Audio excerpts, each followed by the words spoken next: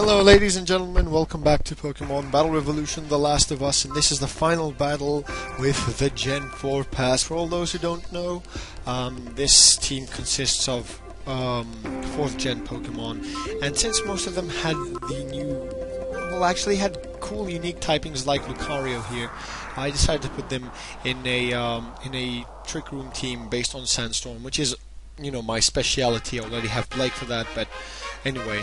So, the good thing with this team is that it is very efficient and very, very powerful. For one reason, I can guarantee that I will get my Trick Room off, provided that my opponent does not go for an attack like Heat Wave that will go off twice. So I was like, should I put a Lumberry on it? Should I? I don't know. So, knowing that people use Darkrai a lot, I decided to put a Lumberry anyway because I really need my Pokemon to be awake and draw all attention to Goku.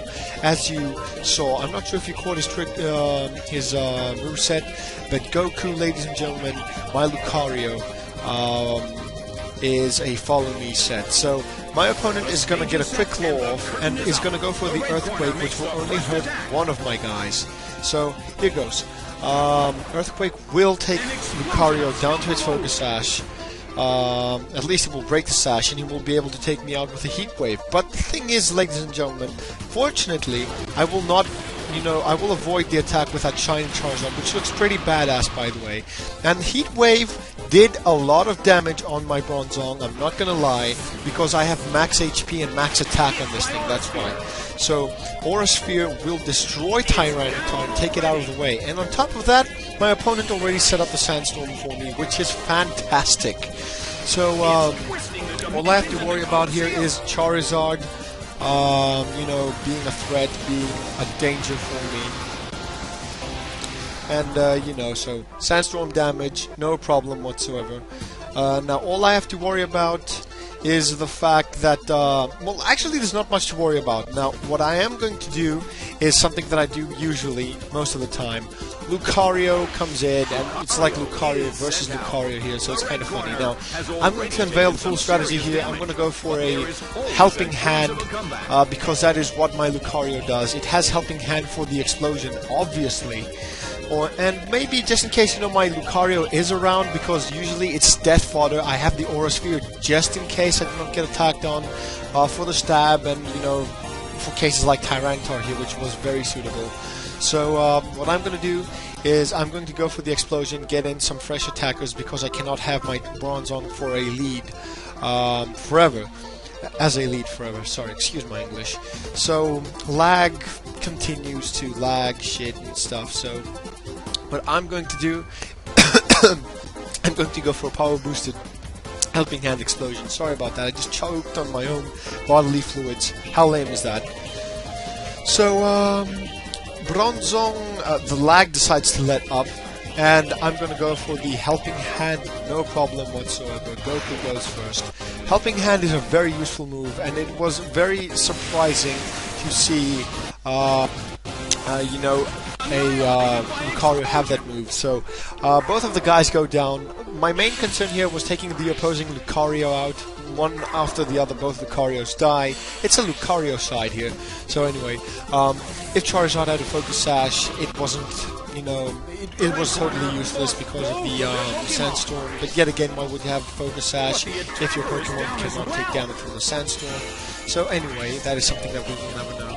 So what I do have here, ladies and gentlemen, is my Buster and my Go Green, because Torterra here is a he's an ecological turtle. So anyway, I decided to change his nickname in the Pokemon X and Y games now that I'm back home, that the exam period is over, which is fantastic for me.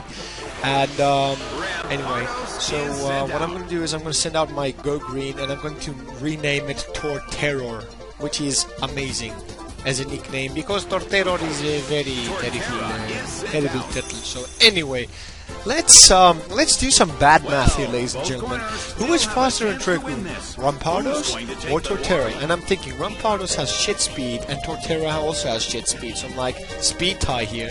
So I was like, I'm gonna go for a Fire Punch and destroy everything on the face of the earth, and Scizor can, just obliterate me with an X Scissor. So I'm like, yeah, let's go for the Earthquake, take the opposing Scissor out, and yeah.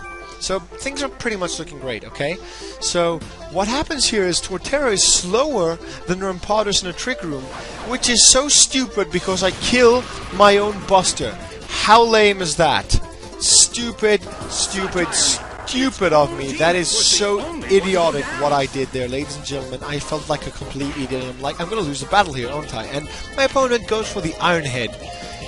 And I'm like, this is good, bad. I don't know what to say because that Scissor might be faster than mine, than my Torterra. So provided that the Trick Room is still up, which thankfully it is, they could have gone for an X Scissor and ended the game right here.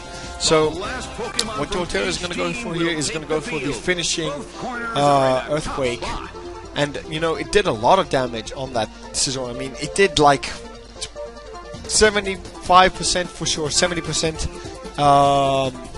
You know, guaranteed 70% damage. So I'm gonna go for the Earthquake. I'm hoping that, you know, I don't have any trouble here whatsoever. So I'm gonna go for the Earthquake, end the game here. Thankfully, it did not cost me this battle because it looks like my opponent aimed for Rampardos instead, and that is why they went for Iron Head. So it looks like a Choice Banded set. I'm not sure, but the thing is, I nearly lost this battle because of my miscalculation. So nonetheless, ladies and gentlemen, I hope you guys enjoyed my Sinnoh pass, and I will see you in the next battle. Thank you for watching. Peace out.